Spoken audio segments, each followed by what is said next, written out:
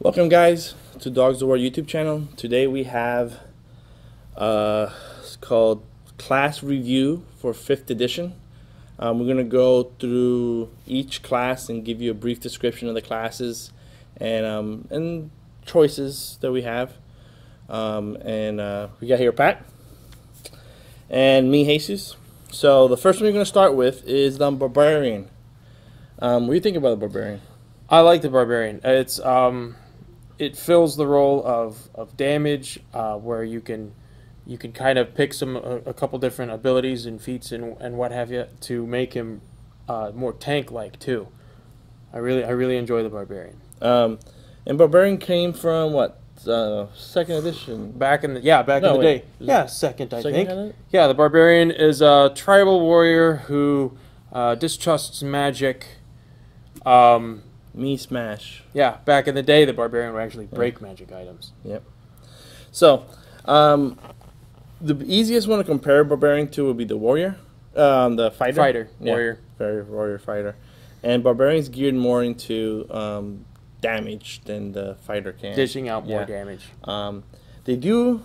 Let's go through the class features. Sure. So starting off with the hit points. They're D12s. D12 over D10. They're the highest hit point in the game. Over fighters. So everything else has 10 or less. Fighters, paladins. Yeah. Which is you assume that the fighter is the tank, but they have more hit points. But again, that's the limitation because they usually don't wear shields. They usually don't have shields. They don't have heavy armor. They still get their damage coming in. Yeah. So then we have They are proficient with medium armor and shields, though. Okay, so they can wear it if they have to. They can wear it if they have to. But if you're wearing a shield, you don't have a great axe or a great sword, whatever you want. So, and they are proficient with simple weapons, martial, saving throws, constitution, and strength. And then they have a bunch of skills down here, which is like nature, perception, survival, athletics, more of the tribal fighter. Yep. One of the biggest abilities is rage. Rage. Explain that. That is the barbarian. What makes a barbarian is raging. A barbarian would go into some sort of berserk fury and do more damage, have more hit points. It's changed throughout all the editions, but that's essentially it. That the barbarian would have more strength, more hit points, and do more damage. Yeah.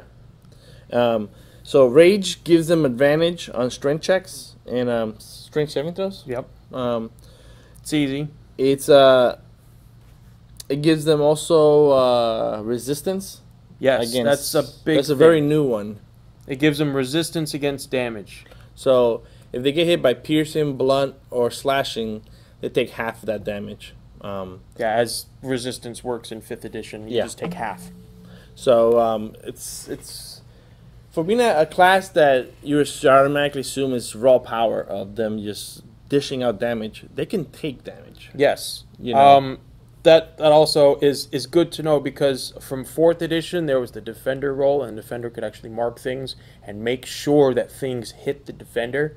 But earlier editions like 3.5, there were no you have to attack me. The enemies could attack whoever they wanted to, and it would make sense to attack the guy with the great axe that's doing a whole lot of damage.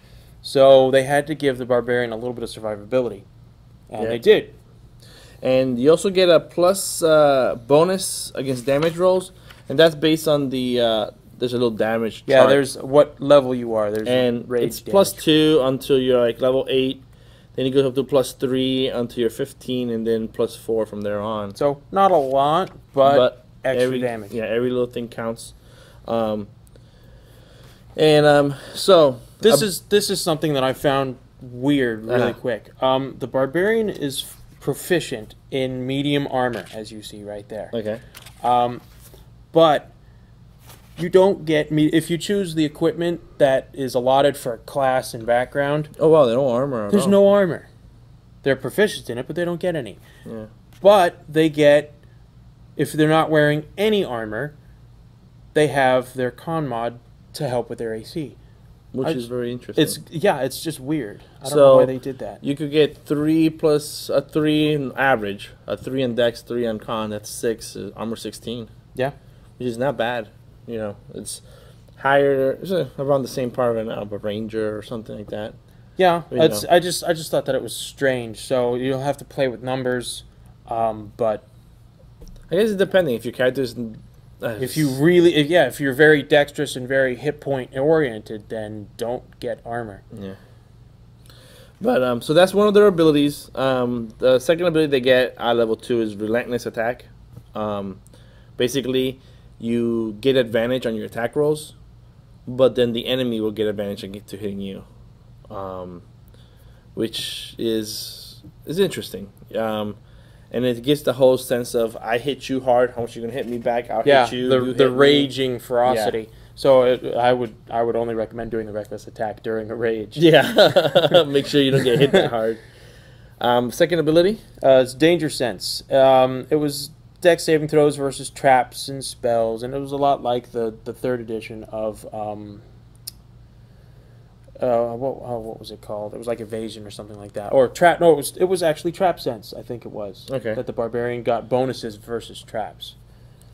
Then you have the primal pass at level 3. We have we'll go a little bit more detail when we get there, but we have Path of the Berserker and Path of the Totem Warrior. And then those paths, and a lot of classes have that. Yes, most of them are at level 3. Yeah, and you specialize to something, so that way, after level 3, you could have 2 different versions of your barbarian, and you could have several people playing barbarians, and it'd be completely kind of different. Yes, very much so. I really like that in the new 5th edition. So, and then you have normal ability score improvements at every 4 levels. Extra attack, fast movement while not wearing heavy armor. I think the Barbarian in 3.5 actually got that first. Okay. Yeah, but Feral Instincts. Feral Instincts is very cool. During a surprise round, back in 3.5, when something surprised the party, they only got 1 action. It was a move, it was a standard, but that was it. Now in 5th edition, when you get a surprise round, which is very, very nasty, the enemy has an entire turn of whatever it wants to do. Whether it wants to come out here and move 30 feet and hit you with a sword, move 10 feet and hit you with a spell, and then move some more. So Feral Instinct is basically the barbarian is never surprised. If the barbarian enters a rage. As a condition. As a condition. So if the barbarian is surprised, the barbarian has to enter a rage immediately, and then he can do everything else during the surprise round. So basically, he's walking around, gets scared, goes into a rage, and swings at the guy. very nice ability, Feral Instinct. Brutal Charge. It's more damage. Relentless Rage. When you drop to 0, it was that old feat, Die Hard. Oh, okay. Yeah, so when the barbarian, probably during a rage, they keep fighting at 0. Yeah. Persistent Rage, because the rage only lasts like a minute, I believe. Yes. Persistent Rage it only ends when you want it to, or you fall unconscious. Not a minute, but a minute's what, 10 rounds? Well, there's sometimes the party's just doing everything wrong. Yeah.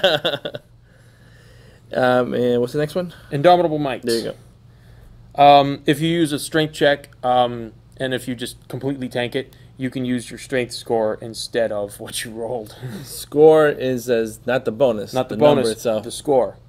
Wow. So and that's, you get that what? Level 18. So you're probably looking at 20. At 20. So you can use that once or anytime. No, anytime. So anytime you make a strength check, I roll 20, and I'm assuming in top of your +3, and if you're proficient to that, whatever you're doing. Yeah, well, you are, because it's a strength check. Yep. So you're looking at 25. Yeah. Wow, that's rough.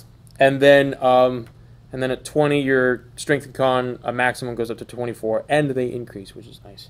Whoa. Yeah. So you become the tank and DPS god. So the primal paths. And every primal path. Path of the Berserker. It's there was a prestige class called the Frenzied Berserker. This feels a lot like that. The frenzy. It you get exhaustion at the end. You get more attacks.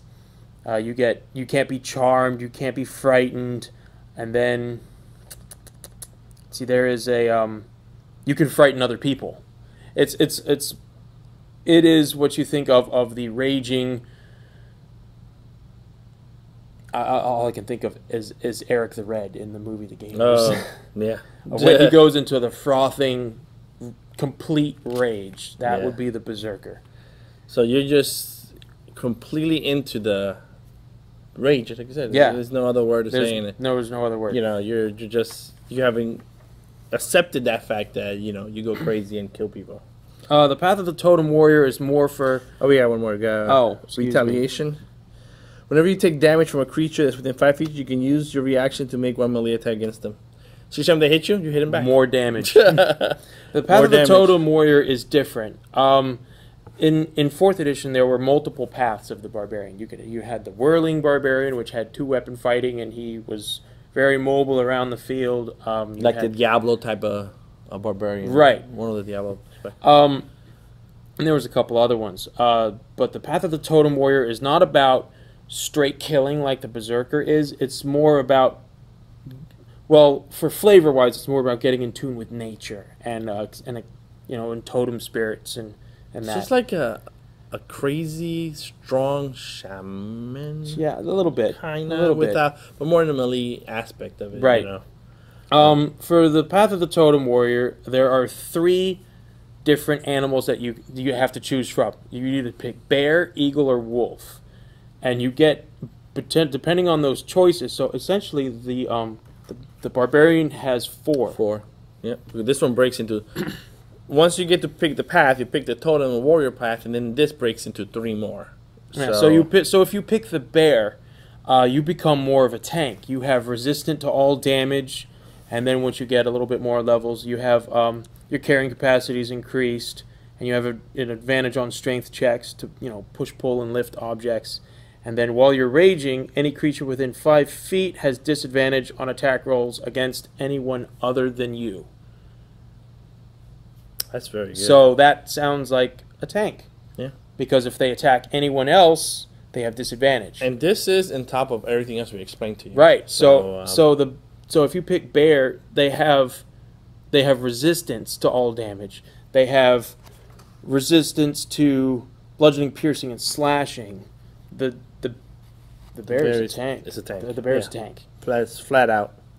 If you pick the eagle has, when you're raging and aren't wearing heavy armor, other creatures have disadvantage when you versus opportunity attacks. So when you leave a threatened square, or threatened area now, excuse me, they'll have disadvantage to hit you. So the Path of the Eagle is very mobile and will run around the battlefield, depending on where they need to be. Yeah.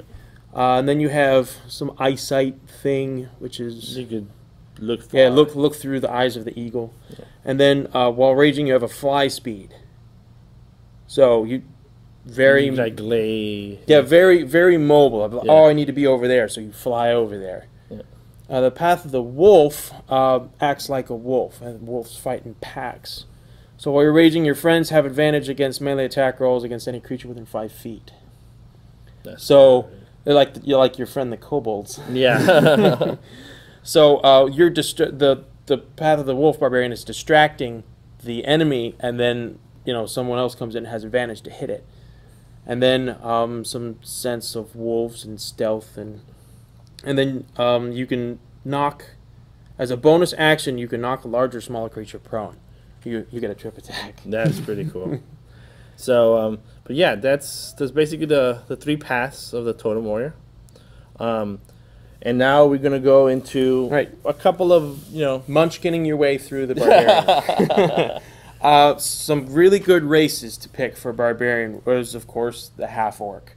The half-orc gets a bonus to strength. The half-orc gets a bonus to con. The 2 things is very important for a warrior.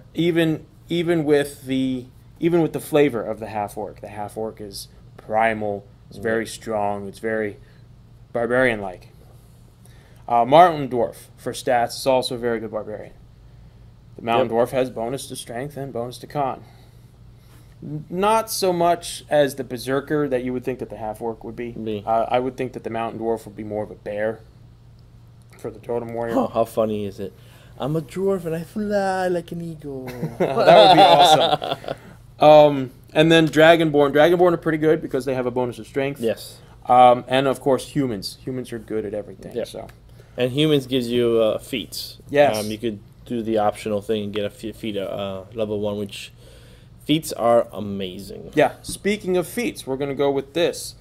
Good feats to look out for a barbarian. We have alertness, which is always good. Oh, let me switch to the feats so we can, We have alertness. Did I go right to it? No, of course I didn't. So we have alertness, Yeah, athlete, charger, dual wielder, durable, there we go. great weapon master, lucky. Lucky is for anybody. Lucky is awesome. Lucky's going to be on all of these. Mage Slayer, medium armor mastery, which is weird because a lot of their abilities do get better when they're not wearing armor or not heavy armor. Right. So if you take the medium, you get bonuses for the feat, but then there's several abilities you're gonna lose. But that's up to you. That gives you choices. So mobile, polearm master, savage attacker, shield master, tavern brawler. So Tavern brawler. It's very kind of barbarian-like and tough. Some of the feats would, of course, work a whole lot better for other ones, like the medium armor master. The medium armor master, you get because for medium armor you can only add +2 for your dex. Okay. Medium armor master you can add +3. Yep. Instead of 2. So for a barbarian, you're thinking to yourself, well, who cares? I've got D12 for hit points. I've got resistance to damage. But the medium armor master, I think, would go really well for a dual wielding barbarian. Yeah. The same with the feat dual wielder, obviously.